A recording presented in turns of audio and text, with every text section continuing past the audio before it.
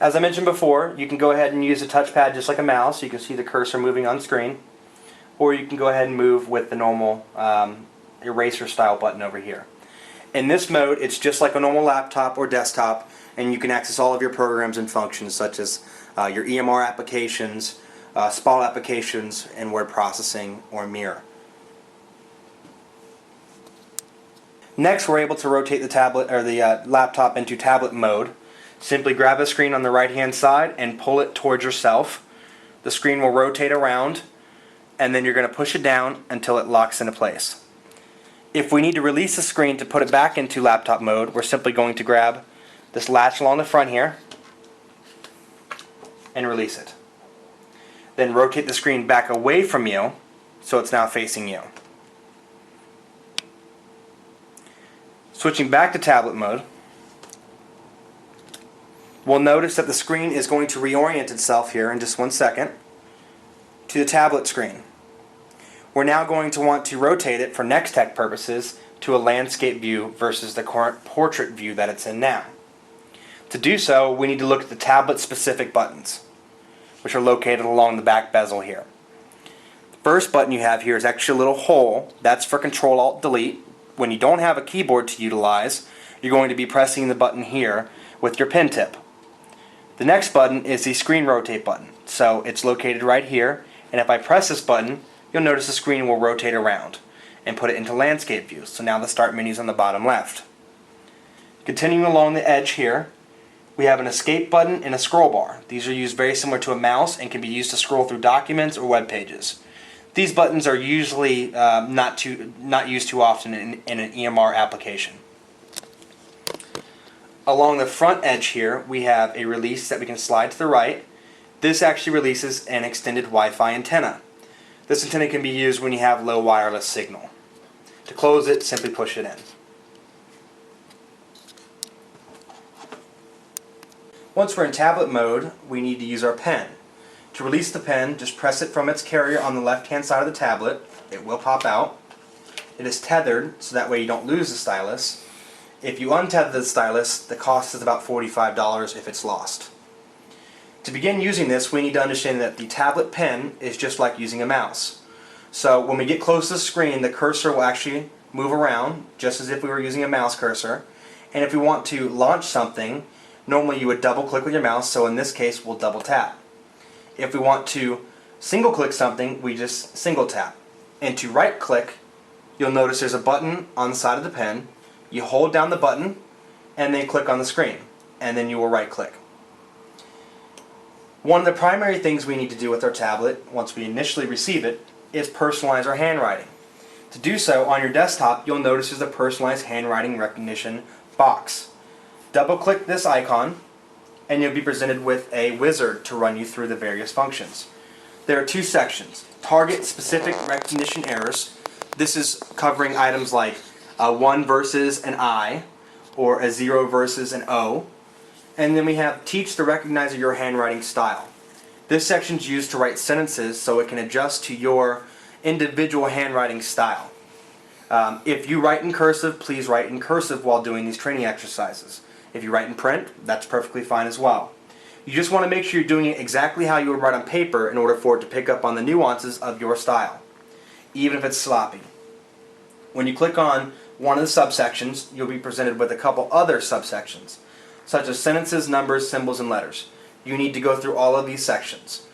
When you go into the section, such as sentences, you'll be presented with a direction screen that will provide you with the details on how to proceed. Simply click Next, and begin writing the sentence that was listed right above here. In this particular section, there are 50 different sentences you need to write, and you can save for later if need be. So if you only complete 10 and you've got to step away, you can just save for later and come back. Once it's complete and you've nexted all the way through all 50 sentences, it will ask you if you want to update the handwriting files. You want to say yes. This saves your handwriting to the system and adjusts the handwriting settings to meet your needs. You can revisit this section at any time if you feel like it's not doing a good job. To use the tablet in normal mode and actually handwrite, I'm going to open up Word for these purposes.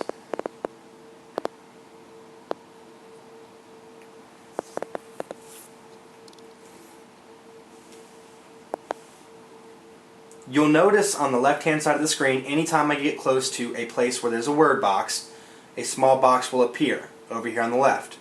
This is how you actually continue and write. Click this box here. Stop. You'll notice now when your pen approaches the screen that a little box pops out on the left-hand side. If you tap this box, it will pull out a handwriting box. This is where you can simply write into this area and then insert it as text somewhere else. For example, I'll write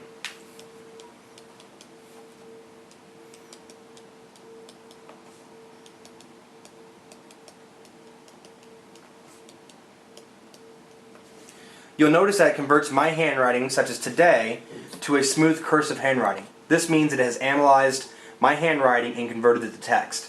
If I click the insert button, it will insert the text into the Word document. Another way to access the handwriting box is simply to move your pen cursor close to the actual screen. You'll notice there's a little box right here that also pops up. If you click on this box, it will also open up the handwriting. The box that appears by the handwriting screen, as well as the one on the left, are the same exact box. Whichever one's easier for you to use is fine. When you're done and you've written everything you need to write, you can just click the X to close. When you are in handwriting mode, if you need to continue writing, the line will continue to expand. So if I write a line, notice the box keeps expanding and growing as I go. So you're never going to run out of space. It will continue to grow. The words you see appearing, it's just trying to convert my current handwriting. Within Nextech or other EMR applications, you simply hover over the text boxes and those same boxes such as here will appear. Simply click it again and insert your text.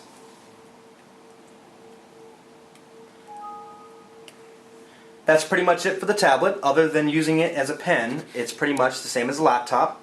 The functions and features are a little bit different, but for the most part are easy to master. The key to this is repetition. If you complete your handwriting recognition courses, it will definitely pick up on your handwriting in a pretty smooth fashion. And if you have problems with specific words, you can revisit that section as well. For Nextech purposes, you want to make sure your templates are built out pen-friendly. That means using a pen where possible and not inputting manual text. For example, when asking for a Botox lot date, you want to have a little box you can click to choose the date and not actually have to write the date in if possible. This can be done throughout the Nextech templates or other EMR templates and will simplify your process for down the road. Thank you for your time today, and feel free to access this video as often as needed. If you have additional questions, please contact the help desk at 1-888-MEDCO-DATA, and the help desk is option 3. Thank you and have a nice day.